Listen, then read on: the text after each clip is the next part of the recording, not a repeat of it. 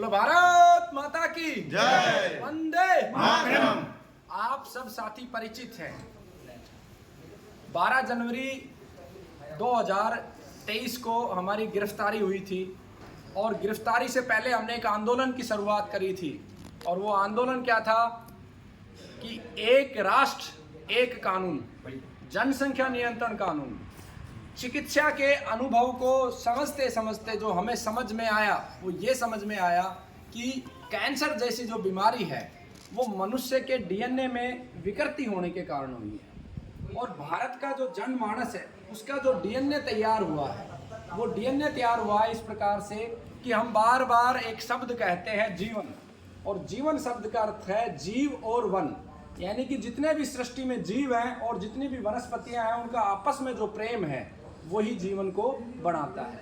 और इस बात को समझने के बाद हमें एक बात समझ में आई कि कहीं ना कहीं मनुष्य की बढ़ती हुई आबादी और मनुष्य के द्वारा जीवों को बुरी तरीके से जो खत्म किया जा रहा है, गौमाताएं जो काटी जा रही है, वनस्पतियां जो तेजी से काटी जा रही हैं, उसी के कारण से मनुष्य के डीएनए में विकृति आई है, उसमें क्रूरता आई है और उसी क्रूरता के कारण उसके जो कोशिकाएं हैं उनकी विकृति के कारण कहीं ना कहीं कैंसर और अन्य गंभीर बीमारियां बन रही हैं।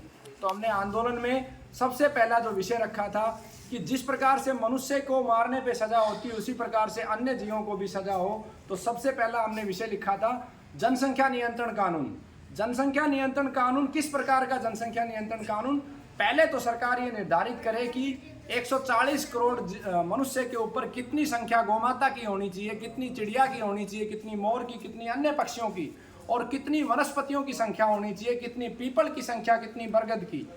ऐसा एक संतुलित मॉडल बना के उसके बाद फिर मनुष्य में भी ये देखा जाए कितने शाकाहारी होनी चाहिए, कितने मांसाहारी होनी चाहिए। दूसरे स्टेप में ये देखा जाए कि जिनके पूर्वजों की संख्या पहले से ही बहुत ज़्यादा है, उदाहरण के लिए मान लो किसी व्यक्ति का मैं उदाहरण लूँ, पहले से ही 6 भाई हैं वो परिवार में या 8 भाई पहले से परिवार में है, तो उनकी आने वाली पीढ़ी को केवल एक संतान पैदा करने की अनुमति दी जानी चाहिए क्योंकि उन्होंने ऑलरेडी बहुत सारे संसाधनों को कंज्यूम कर लिया है। दूसरे परिवार की हम बात करें, मान लो किसी जैन परिवार की बात करें, वहाँ पे केवल एक ही संतान है, तो वहाँ पर उनको 3 संतान पैदा या 2 संतान पैदा करने की अनुमति मिलनी चाहिए। इस प्रकार का जनसंख्या नियंत्रण कानून की हमने मांग की, क्योंकि जो फ्लैट अगर जनसंख्या नियंत्रण कानून को हम लागू करते हैं तो जो पढ़े लिखे युवक आजकल जिन्हें हम कहते हैं वो सारे उन चीज़ों को मानेंगे और जो एक तरीके से भारतीय संस्कृति को मानने वाले हैं, सनातन को मानने वाले हैं, उनकी संख्या फिर से तेज़ी से गिर जाएगी और विश्व में एक भी देश नहीं बनेगा सनातन संस्कृति और प्रकृति के मानने वालों। तो पहला ये मांग थी हमारी उसमें। दूसरी मांग थी भारत की आज़ादी के बाद जो राजीव भाई ने बताया कि अंग्रेजों के कानून को बिल्कुल कॉपी किया गया एज इट इज़, लेकिन कुछ जगह पे ऐसे कानूनों का भी निर्माण किया गया जो अंग्रेजों से भी कई गुना ज़्यादा गलत थे। जो कानून अंग्रेजों ने बनाए वो तो गलत थे ही थे, लेकिन जो कानून आज़ादी के बाद भी बने वो भी अंग्रेजों से कई गुना गलत थे। उदाहरण के लिए हिंदू मैरिज एक्ट 1955, ये एक्ट ये कहता है कि हिंदू, सिख, जैन और बौद्ध ये केवल एक विवाह कर सकते हैं, जबकि इनकी मूल संस्कृति में जाओगे तो इनके ऊपर विवाह की पाबंदी नहीं थी। हमारे महाराणा प्रताप की 14 रानियां थी, वीर शिवाजी महाराज का किस्सा लीजिए आप, बौद्ध धर्म से उठा लिए, जैन धर्म से उठा लिए, सिखों से आप उठा लीजिए, सबकी शादियां को सीमाएं नहीं थी। जैसे भगवान श्री राम के जो पिता थे दशरथ की 4 रानियां थी, इनको तो बाधित कर दिया गया जो मूल संस्कृति का हिस्सा है। हिंदू की बात करें, हम सिख की बात करें, जैन की या बौद्ध की, ये सनातन के मूल हिस्सा है, इनको तो बाधित कर दिया गया एक शादी पर। और दूसरी संस्कृति जो विदेशी संस्कृति थी, भले ईसाइयों की बात करें या यहूदियों की बात करें या मुसलमानों की बात करें, जो भारत का मूल नहीं था उनको ओपन कर दिया गया कि आप 4-4 शादियां कीजिए, 15-15 बच्चे इस देश में पैदा कीजिए।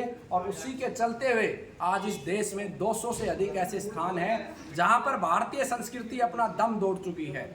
भारतीय संस्कृति का सबसे मूल जो स्थान है हरिद्वार, उत्तराखंड, जिसे हम देवभूमि कहते हैं, उस समय मैं उस देवभूमि से यात्रा करके आया था जिस हिमालय पर्वत के ऊपर बेशकीमती जड़ी बूटियां हैं और जिन जड़ी बूटियों से लोगों का जीवन बचाया जा सकता है। बढ़ती हुई जनसंख्या के कारण वहाँ पे छोटी छोटी कॉटेज बन गई है और उन जड़ी बूटियों को वहाँ पे काटते हैं और जीवों को मार मार के मांस बनाते हैं उसी हिमालय पर्वत पर।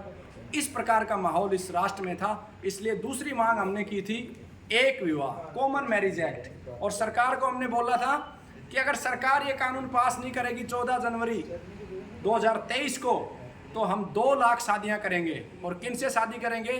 कोई भी कैंसर पेशेंट, मेल हो फीमेल हो, जिसकी केवल 6 महीने लाइफ है और परिवार थक चुका है उसके दर्द से खर्चा कर करके, वो हमें दे जाए। हम एक सांकेतिक विवाह उसके साथ करेंगे।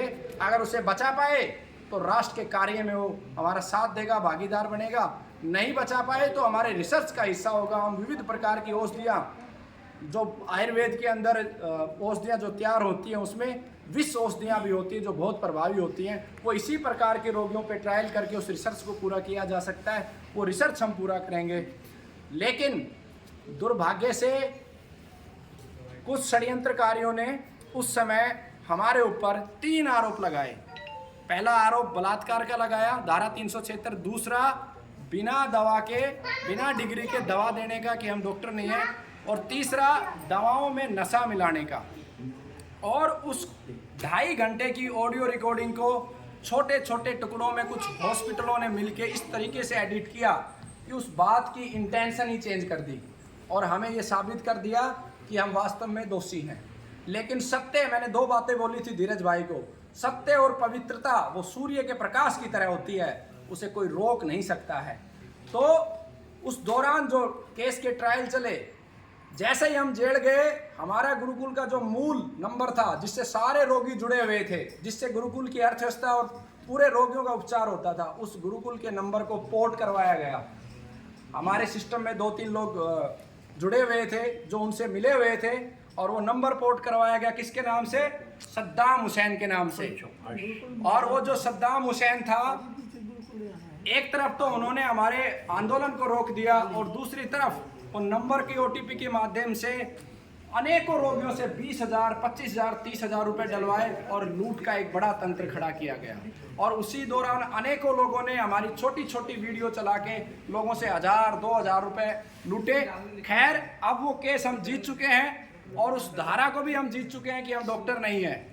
आपको बताना चाहता हूं, भाई राजीव दीक्षित जी के ज्ञान से ये एक राष्ट्र के लिए बहुत बड़ी जीत है। जब ये आर्गुमेंट्स हुए कि आप डॉक्टर नहीं है, तो हमने 500 से ज़्यादा कैंसर रोगियों का डाटा दिया कि ये ठीक हुए हैं और 15 ऐसे रोगियों की स्टेटमेंट करवाई जिनका डॉक्टरों ने जवाब दे रखा था और ठीक हुए।